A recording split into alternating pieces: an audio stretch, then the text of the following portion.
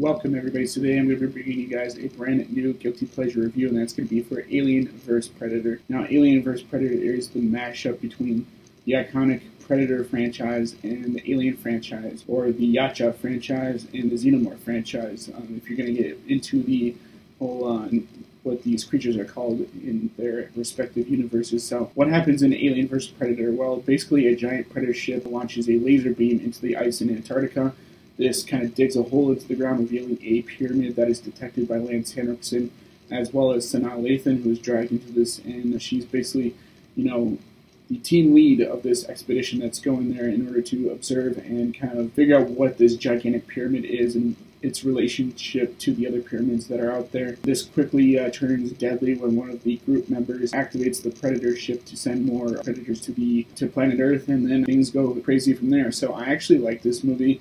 I know people have problems with it because it kind of deviates from the Predator lore, but it's not supposed to be a Predator or Alien movie, and it's based off the comic books. So I know there's going to be things that are going to be changed a little bit, but always in the AVP comic books, the Predators have been kind of hunting them as a manhood ritual, which basically means that they come down every so often and hunt the aliens as sort of a blood sport, and then whoever wins kind of is crowned sort of like, the king of the hunt and everything, and that's kind of their deal. But this movie has some pretty cool moments. There's a fight scene where you kind of see the camera pan around one of the main characters. He pulls out a gun, and he's kind of aiming it downrange to try and shoot one of the Predators, and then up top on one of these water towers, you see the Predator just kind of like observing the situation. He deactivates his cloak and lets out one of the classic Predator roars, and then jumps, and that starts a fight. There's also a fight that takes place within one of the campgrounds. They're going through one of the buildings and stuff, and then, the Predators attack them. And there's a really cool Alien vs. Predator kind of prequel scene in part of the movie where they're kind of detailing the events of what happened to one of the pyramids of Egypt, and that apparently this whole entire thing has been going on for decades, even before humans kind of had like high technology and everything. Basically, this has been going on for centuries, and pyramids were used as sort of a blood sport arena for these Predators. I thought that was pretty sweet. You see some cool looking Predators with different Predator masks and weapons and stuff, and they updated a lot of the weapons in this movie. They updated the Shuriken device, which is this thing that the Predator kind of shoots out some like spiked edges, and it kind of flings it around, kind of like a boomerang, and it can come back and release it again, and it's kind of like automatic basically. The Predator has a new plasma caster as well as a new spear, and the aliens have a new design that kind of resembles that of the first two Alien films. So basically what happens is these group of expedition experts get kind of trapped in this pyramid with aliens and the Predators, and so Sanaa Lathan is the last one to survive basically after everybody's being killed off by the Predators and the aliens, and she kind of has to take charge and finally escape, which I will not reveal at the end of this movie what happens, just because I feel like this is a movie that people should give another chance. I know it's not rated R. I know there's not a lot of blood like the other movies are, but this movie is way better than Alien vs. Predator Requiem, which is a movie that I definitely want to review at some point because it's so god-awful and a lot worse than this movie, even though that movie's rated R.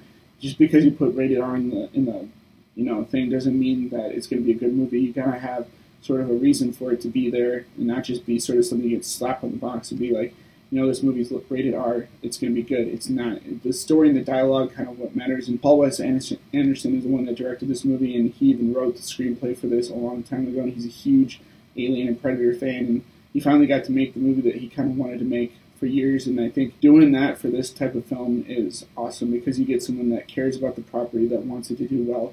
He's also done like properties like that before, and I think he directed the Mortal Kombat movie, which everybody likes, so this movie is a really good mashup between those characters, and there's cool fight scenes where, you see the Predator kind of intertangling with the alien and stuff, and it seems like the alien in this movie is a little bit overpowered. I think that with all the technology that the Predator has, you would think that he would be the one that kind of survives the fights and stuff just because he has higher grade of technology than the alien. The alien only has, the acid blood and a tail to kind of jab into one of the Predators, which you see in the trailer for the film, and kind of brings the Predator up towards it, and just kind of uses its secondary mouth to kind of shoot into the Predator head, and that's pretty sweet. So, you get kind of moments like that where you see both the Predator and the alien kind of have their back and forth battles. The Predator wins one fight, and the alien seems to win more than one.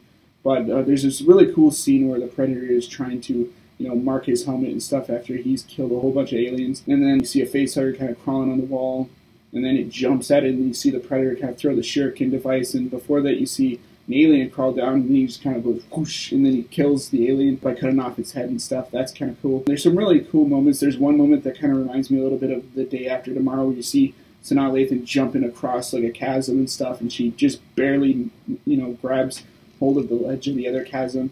And then the guy that made it before, the other researcher dude, he kind of gets impaled by an alien, I think through the back, and it kind of just drags him away from her, and then he's pretty much dead after that. But yeah, this movie is true in a way to the characters in that, people get picked off one by one, but it's also, it deviates course and changes some things. But, if you're a big fan of the franchises, you'll kind of ignore them and just kind of accept it as a fun, cheesy, action movie flick. But the extended edition is way better than the theatrical cut, and I'd actually recommend you watch the extended edition as opposed to the theatrical cut, because that is the one that is kind of a little bit better, and there's actual blood. It's CG blood, but what are you going to do? But yeah, that's my thoughts on Alien vs. Predator. I hope you guys enjoyed this sort of guilty pleasure series that I've been adding. I've been doing a little bit more effects and stuff with it just to kind of make it a little bit of a better experience for you guys. So I hope you guys enjoy that, and as always guys, rate, comment, subscribe. I'll see you guys next video. Peace out.